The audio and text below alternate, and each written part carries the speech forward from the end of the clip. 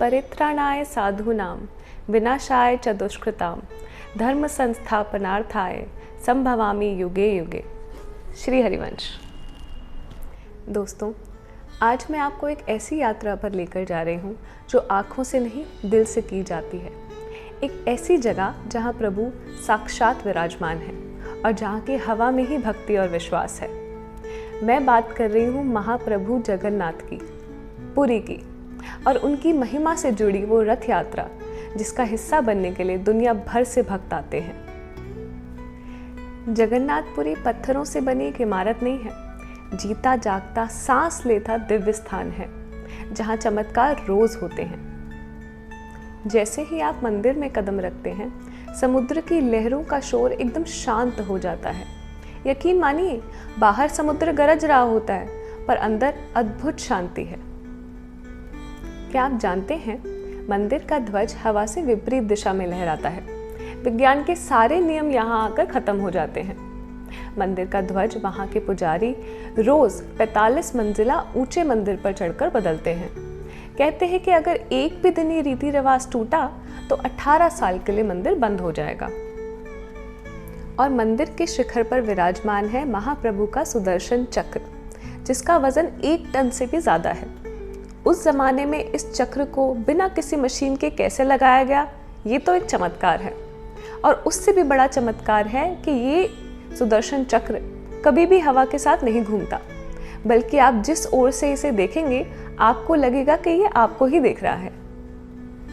आपको जानकर हैरानी होगी कि मंदिर के ऊपर से कभी कोई विमान और पक्षी नहीं उड़ता, जैसे प्रभु ने स्वयं इसे नो फ्लाई जोन घोषित कर दिया हो। और अब बात करते हैं उस चमत्कारी महाप्रसाद की। प्रसाद 7 बर्तनों में एक के ऊपर एक रख के बनाया जाता है। और चमत्कार देखिए, जो बर्तन सबसे ऊपर रखा है, सबसे पहले प्रसाद उसका पकता है, फिर उससे नीचे वाला, फिर उससे नीचे वाला, और सबसे आखिरी में सबसे नीचे वाला। कैसी प्रभु की लीला है। और फिर आता है साल का वो समय जब महाप्रभु अपने मंदिर से स्वयं बाहर आकर हमें दर्शन देते हैं, जगन्नाथ रथ यात्रा का। ये सिर्फ एक यात्रा नहीं है, बल्कि भक्ति, प्रेम और समर्पण का महासागर है। 3 विशाल रथ पर महाप्रभु जगन्नाथ, उनके बड़े भाई बालभद्र और उनकी छोटी बहन सुभद्रा अपनी मौसी के घर गुंडीचा मंदिर जाते हैं।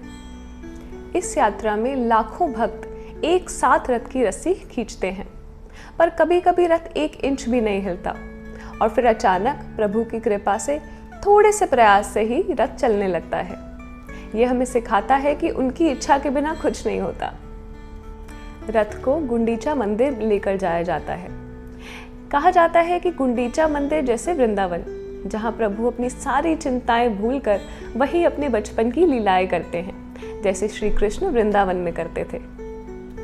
जगन्नाथ धाम एक ऐसा स्थल है जहाँ लॉजिक नहीं, विश्वास का राज है, जहाँ प्रभु अपने रथ से निकलकर अपने भक्तों के घर तक आते हैं, जहाँ चमत्कार हर दिन का अनुभव है। आइए मिलकर जगन्नाथ जी का नाम लें, ताकि वो हमें अपनी इस यात्रा में सम्मिलित करें और हमें अपने धाम के दर्शन भी दें। जय जगन्नाथ।